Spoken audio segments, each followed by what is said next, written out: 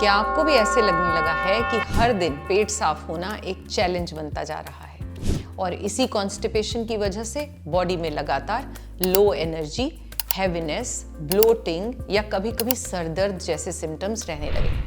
आपने लैक्सेटिव, चूरन, त्रिफला, गर्म पानी सब कुछ ट्राई कर लिया, फिर भी कोई लॉन्ग टर्म रिलीफ नहीं मिल रहा। अगर आप खुद को इससे रिलेट कर पा रहे हैं तो आप बिल्कुल सही जगह पर हैं। इस वीडियो में मैं आपके साथ शेयर करने वाली हूँ 5 ऐसे पावरफुल और प्रैक्टिकल टिप्स जो कॉन्स्टिपेशन को सिर्फ दबाते नहीं बल्कि उसको जड़ से खत्म करते हैं, 21 दिन में नेचुरल हीलिंग की तरफ आपको ले जाते हैं। आगे आप जानेंगे एक ऐसे सिंपल हर्ब के बारे में जो बॉवल मूवमेंट्स को नेचुरली रेगुलेट करता है और जो आपकी किचन में पहले से ही मौजूद होता है।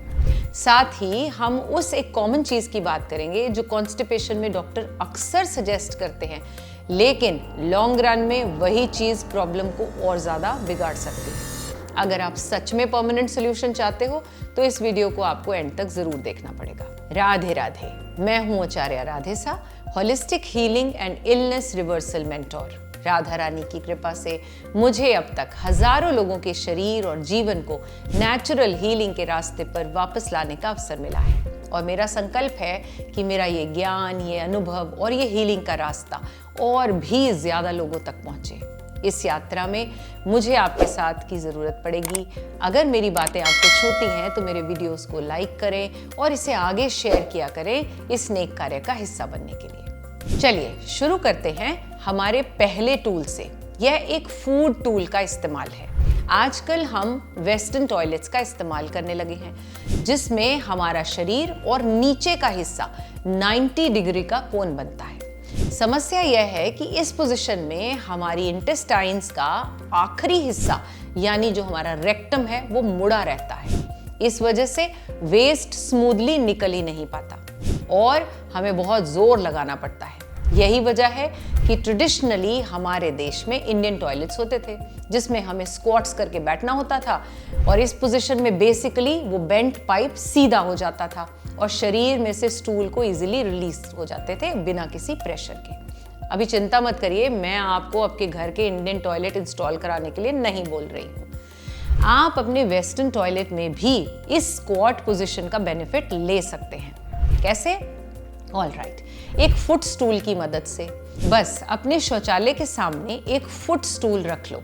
अगर ये ना मिले तो एक बाल्टी को ही उल्टा करके रख सकते हैं। इससे आपके शरीर को काफी हद तक उसी स्क्वाटिंग पोजीशन का फायदा मिलेगा। अब मुझे पता है आप में से कुछ लोग क्या सोच रहे हैं, इतनी छोटी सी चीज बदलने से क्या फर्क पड़ जाएगा? वेल, फर्क पड़ेगा। इनफैक्ट फुट स्टूल पर काफी रिसर्चेस भी हुई हैं जो बताती हैं कि जिन लोगों ने इसे यूज किया उनको मोशन पास करने में पहले से सिर्फ आधा समय लगा, उन्हें जोर कम लगाना पड़ा और उठने के बाद भी उनको शरीर में ज्यादा खालीपन और मन में ज्यादा सेटिस्फैक्शन फील हुआ। तो आप भी आज से ही इस टिप को यानी स्टूल को यूज करना शुरू कर दीजिए। अगले स्टेप पर बढ़ने से पहले एक चीज समझना बहुत जरूरी है, यह पेट साफ ना होने की प्रॉब्लम क्यों होती है। देखो, जब हम शरीर को एक्सरसाइज नहीं देते और जब हम ज्यादातर ऐसा खाना खाते हैं जिसमें पानी कम होता है, या जब हम बहुत स्ट्रेस लेते हैं, या अगर हम रिपीटेडली अपने शरीर के मोशन पास करने के सिग्नल्स को इग्नोर करते रहते हैं, इनमें से किसी एक रीजन की वजह से भी शरीर वेस्ट को प्रॉपरली एलिमिनेट नहीं कर पाता। नेचुरली वो हमारी इंटेस्टाइन्स की वॉल पर चिपक जाता है। समय के साथ अगर हम अपनी हैबिट्स नहीं बदलते तो ये लेयर बढ़ती रहती है और फ्रेश फूड के लिए रास्ता कम हो जाता है। साथ ही हमारी कोलन यानी लार्ज इंटेस्टाइन के अंदर कुछ डेलिकेट नर्व्स और मसल्स होती हैं जिनका काम होता है वेस्ट को आगे पुश करने का। इंटेस्टाइन्स की इस मूवमेंट को पेरिस्टाइलसिस कहते हैं।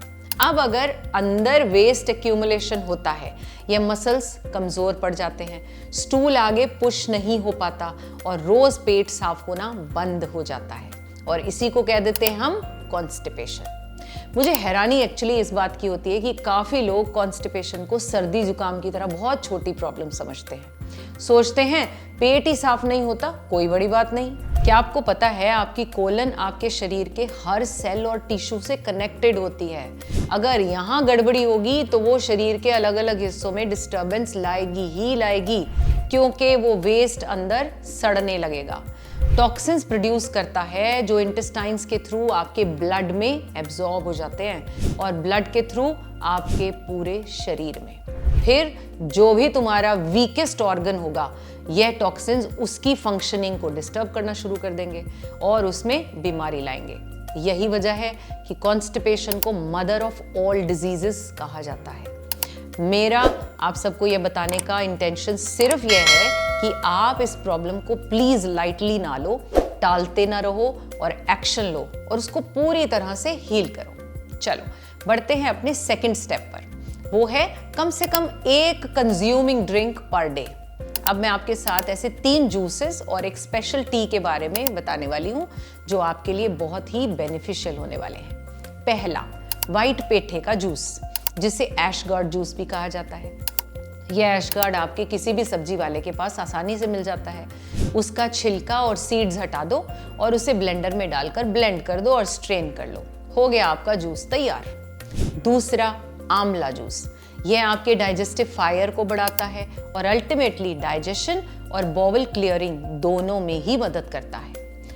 3 आंवला को पानी के साथ ब्लेंड कर लीजिए, स्ट्रेन कर लीजिए और फिर 2-3 गुना पानी मिलाकर आप उसे पी सकते हैं। तीसरा, कोकोनट वाटर विद सब्जा सीड्स। देखिए, कोकोनट वाटर अपने आप में ही माइल्डली लेक्सेटिव होता है। उसमें 1/4 टीस्पून सब्जा सीड्स मिला दीजिए। 5 मिनट में ही ये स्वेल हो जाते हैं। यह भी आपके गट को क्लीन करने में बहुत ही मदद करता है। और चौथा है फेनल टी, यानी सौंफ वाली चाय। वो स्पेशल हर्ब है सौंफ, जो वो आपके डाइजेशन को, डाइजेस्टिव सिक्रीशन को एक्चुअली बढ़ाता है। इससे आपकी अग्नि इंप्रूव होती है और आपके बॉवल्स इजीली क्लियर हो जाते हैं। फेनल टी बनाने के लिए सिंपली आपको आधा टीस्पून सौंफ चाहिए, 1 कप पानी में बॉईल करो और फिर आप उसे निकाल दीजिए। स्ट्रेन करने की भी जरूरत नहीं होती, वैसे तो आप ऐसे ही उसे चबाकर यूज कर सकते हैं। आप इन 3 में से किसी भी एक जूस को, जो आपके लिए इजीली अवेलेबल हो, उसको सुबह पी लिया करो अपने ब्रेकफास्ट से 1 या 1.5 घंटा पहले। और फिर एक बड़ा सा टम्बलर इस चाय का भर कर रख लो, जिसे आप वार्म रखें और पूरा दिन थोड़ा थोड़ा करके सिप सिप करके पी सकते हैं। अब जब हम डॉक्टर्स के पास जाते हैं तो वे हमें ज्यादातर एक ऐसी चीजें प्रिस्क्राइब करते हैं जिससे शॉर्ट टर्म के लिए तो रिलीफ मिलता है, लेकिन जैसे ही लेना बंद कर दो प्रॉब्लम वापस आ जाती है। हम बात कर रहे हैं लेक्सेटिव्स की। जब आप इनको कंज्यूम करते हैं, शरीर को इनकी हैबिट लग जाती है और एक टाइम बाद लेक्सेटिव के बिना मोशन आना ही बंद हो जाता है। हमें इस साइकिल को तोड़ना होता है। आपके इंटेस्टाइन्स को किसी भी चीज़ की हैबिट नहीं लगनी चाहिए। ये जो जूसेस हैं, ये जो हर्बल टी है, जो मदर नेचर ने हमें दी है, इसे नेचुरल लेक्सेटिव्स कहते हैं, लेकिन इनकी भी हमें आदत नहीं लगानी है। सो चलिए आगे बढ़ते हैं अपने थर्ड स्टेप पर। थर्ड स्टेप है मोर वाटर रिच फूड। देखो, फूड 2 तरह के होते हैं, water rich and water poor. Water rich वो होते हैं जिसमें जूस भरा होता है, जैसे सभी fruits, papaya, watermelon, musk melon, orange, apple, grapes, pineapple, berries और साथ ही साथ ज़्यादातर वेजिटेबल्स भी, जैसे हमारे टमाटो है, क्यूकम्बर है, स्पिनच है, बॉटल गार्ड है, रिच गार्ड है, बीन्स हैं, टिंडे हैं। और दूसरी तरफ वाटर पुअर फूड कौन से हैं? ग्रेन्स, पल्सेस, नट्स, जैसे रोटी, राइस, व्हीट, दाल, चना, चिकपीस, राजमा, लोबिया, आलमंड्स, पिस्ताशियोज, वॉलनट्स। और अगर आप किसी फूड को, देखिए जानना कैसे, सिंपली हाथ से प्रेस कीजिए। अगर प्रेस करने पर जूस निकले तो समझ जाइए वो वाटर रिच है, और अगर न निकले तो समझ जाएं वो वाटर पुअर फूड है। अब शायद आप सोच रहे होंगे कि वाटर पुअर फूड बुरे होते हैं। बिल्कुल नहीं, इनका अपना शरीर में बहुत ही इंपॉर्टेंट रोल होता है, लेकिन प्रॉब्लम तब होती है जब हमारा पूरा दिन सिर्फ इन्हीं पर चलता रहता है। लेकिन वहीं अगर आप बीच बीच में थोड़ा टमाटो, क्यूकम्बर, बॉटल गार्ड डाल दो, सब कुछ इजीली ब्रेक डाउन हो जाएगा। आपको समझ में आया मैं क्या बोल रही हूँ? देखिए, आपके गट में भी कुछ ऐसा ही होता है। जब आप सिर्फ ड्राई वाटर पुअर फूड खाते रहते हो, सिस्टम उनको अच्छे से ब्रेक डाउन नहीं कर पाता, उनको निकाल नहीं पाता। दूसरी तरफ अगर आप वाटर रिच फूड को, जो मॉइस्चर ऐड करते हैं, उन चीज़ों को आप डालेंगे तो वो मूव करने में मदद करेगा, डाइजेशन करने में हेल्प करेगा। अब आप पूछेंगे प्रैक्टिकली अपनी डाइट को ज़्यादा वाटर रिच कैसे बनाएं? चलिए समझते हैं। पहला तरीका है फ्रूट बेस्ड ब्रेकफास्ट। कॉन्स्टिपेशन के लिए स्पेसिफिकली पपाया सबसे फायदेमंद फ्रूट है, लेकिन हाँ, वो अच्छे से पका होना चाहिए, ये इंश्योर करना है। यह आपके शरीर में प्रॉब्लम्स को ब्रेक डाउन करने में मदद करता है और हार्ड स्टूल को सॉफ्ट बनाता है। इसके अलावा दूसरा फ्रूट जो कॉन्स्टिपेशन के लिए फायदेमंद होता है वो है बनाना, लेकिन सिर्फ तब जब आप सुबह एक्सरसाइज करते हो, वरना यह हैवी हो सकता है। तो ब्रेकफास्ट में आपको एक बड़ा फ्रूट प्लेटर लेना है और इनको आपने फिल कर लेना है, और साथ में ले सकते हैं हैंडफुल सोक्ड नट्स या सीड्स। इसेंशियली इडली, डोसा, चीला, ब्रेड, टोस्ट, कॉर्नफ्लेक्स, इसकी बजाय अगर आप फ्रूट बेस्ड ब्रेकफास्ट लेकर देखो, आपको बेहतर फील होगा। दिन में ज़्यादा एनर्जेटिक भी आप महसूस करेंगे। दूसरा तरीका क्या है? लंच और डिनर में वेजिटेबल्स का रेशियो को डबल कर लीजिए। अगर आपके प्लेट में 1 पोर्शन ग्रेन्स है, 1 पोर्शन दाल, तो 2 पोर्शन वेजिटेबल्स का दे दो। तीसरा, बीच बीच में ड्राई या पैकेज्ड स्नैक्स की जगह हाइड्रेटिंग स्नैक्स ले लिया करें। कैसे? जैसे कि फ्रूट्स लिया करें, क्यूकम्बर की प्लेट ले लें, या फिर कोई स्मूदी। इंश्योर करो कि आपकी स्मूदी ज़्यादा स्वीट ना हो, वरना आपका फिर ब्लड शुगर स्पाइक हो सकता है। एक और फ्रूट जो आपके गट को नेचुरली क्लीन करता है और कॉन्स्टिपेशन के लिए बहुत ही इफेक्टिव माना जाता है, वो है ड्राइड प्लम्स, जिसे हम सूखा आलू बुखारा भी कहते हैं। आप या तो इन्हें ब्रेकफास्ट और लंच के बीच में एज अ स्नैक भी ले सकते हो, या लंच और डिनर के बीच में भी आप इसे ले सकते हैं। पर ध्यान रखना है, आपके ड्राइड प्लम्स जो हैं वो बिना शुगर कोटिंग वाले ही होने चाहिए। ये आपको इजीली ऑनलाइन मिल जाएंगे, किसी भी लोकल शॉप पर भी मिल जाते हैं। अगर ये ड्राइड प्लम्स थोड़े भी हार्ड हो तो उन्हें कुछ घंटे पहले सोक करके भी आप खा सकते हैं, वरना नॉर्मली ऐसे भी लिया जा सकता है, जैसे भी आप प्रेफर करें। एक बार में 4 ड्राइड प्लम्स खाए जा सकते हैं और आप इन्हें रोज खा सकते हैं, ये एकदम सेफ है। तो ये हैं 3 अलग अलग तरीके अपनी डाइट को और वाटर रिच बनाने के लिए। आई होप आप फंडामेंटल प्रिंसिपल्स अभी तक समझ चुके होंगे। देखिए, आपको खाना ज़्यादा ऐसा खाना है जो जूसेस से भरा हो। अच्छा, एक बार जल्दी से उन 3 फूड्स के बारे में भी समझ लेते हैं जो आपके गट को सबसे ज़्यादा डैमेज करते हैं। सबसे पहले रिफाइंड फ्लोर, जैसे कि मैदा। इसमें आ जाते हैं वो सारी चीज़ें जो मैदे से बनती हैं, जैसे आपके भटूरे, नान, पिज्ज़ा, पाव, नूडल्स, बिस्किट्स, बाकी भी आपको पता ही है। देखिए, दूसरा fried foods and oily foods. आजकल के सेडेंटरी लाइफस्टाइल में ये फ्राइड और ऑयली आइटम्स हमारा शरीर डाइजेस्ट नहीं कर पाता और डाइजेशन को स्लो कर देता है। और तीसरी चीज़ है मीट। इसे पूरा डाइजेस्ट करने के लिए कम से कम 3 दिन लगते हैं। ये बहुत हैवी होता है और गट को काफ़ी स्लगिश बनाता है। मैं जानती हूँ आपके लिए इनको अवॉइड करना थोड़ा डिफिकल्ट हो सकता है। हम फैमिलीज़ के साथ रहते हैं, बाहर जाना आना होता रहता है, लेकिन जितना हो सके आप इनका कंजम्पशन कम करें। देखिए, ट्रस्ट मी, आपको ये सब करने से इंस्टेंट रिजल्ट्स नजर आएंगे। तो ये थे कुछ लोगों के व्यूज डाइट प्लान के बारे में। चलिए आगे बढ़ते हैं अपने 4th स्टेप पर, और वो है मूवमेंट एक्सरसाइजेस, जो आपके लिए बहुत ही अच्छी हैं। देखिए, रिसर्चेस क्लियरली बताती हैं कि लैक ऑफ मूवमेंट और कॉन्स्टिपेशन का बहुत बड़ा लिंक है। वैसे तो सभी एक्सरसाइजेस फायदेमंद होती हैं, लेकिन आपके गट के लिए कुछ स्पेसिफिक मूवमेंट्स हैं जो एक्स्ट्रा बेनिफिशियल हैं। जैसे आप ट्विस्टिंग आसनास किया करें, पश्चिमोत्तानासन करें, मारीचासन करें, अर्धमत्स्येंद्र आपके लिए बहुत अच्छा है, या फिर मलासन। और अगर आपको लगता है कि अरे योगा तो मुझसे होगा ही नहीं, कोई बात नहीं, आप वॉक कर लिया करें, कोई स्पोर्ट्स कर लिया करें, डांस करें, साइकिलिंग करें, बस मूवमेंट करें, वो मूवमेंट जो आपके दिल को खुश करती है।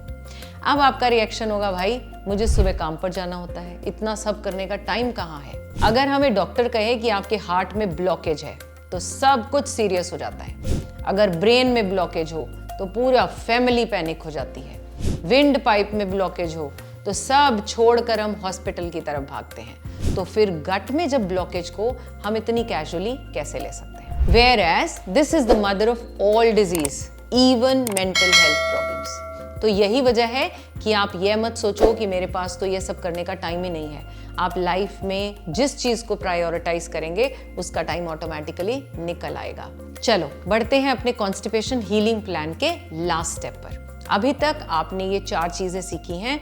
अब मैं सच बताऊं तो ये 4 चीजें बहुत हैं वैसे आपके लिए, लेकिन अगर आप इंप्लीमेंट करते हैं, आप 1 वीक के अंदर अंदर चेंज को देखेंगे। ये लास्ट स्टेप उनके लिए जो ज्यादा फास्ट रिजल्ट चाहते हैं। और क्या है वो? Abdominal wet pack followed by enema. Wet pack एक बहुत सिंपल टूल है जो नेचर क्योर का पार्ट होता है।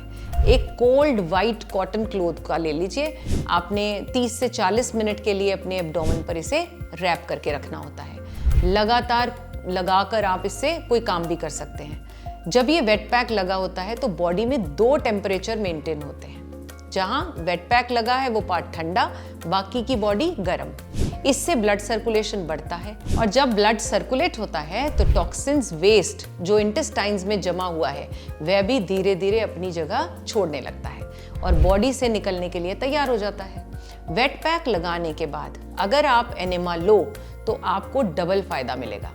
एनेमा के थ्रू आप अपने रेक्टम में थोड़ा पानी एक्चुअली डालते हो, आपको होल्ड करते हो और ये जो पानी है ये अंदर जाकर वेस्ट को लूज करता है और बाहर निकलने में हेल्प करता है। और हाँ, एनेमा आपको एक किसी भी केमिस्ट शॉप पर बहुत ही इजीली मिलता है। मैं आशा करती हूँ कि आप ये स्टेप्स फॉलो करके अपनी कॉन्स्टिपेशन को पूरी तरह से हील करोगे और इस भयंकर बीमारी से बाहर निकल आओगे।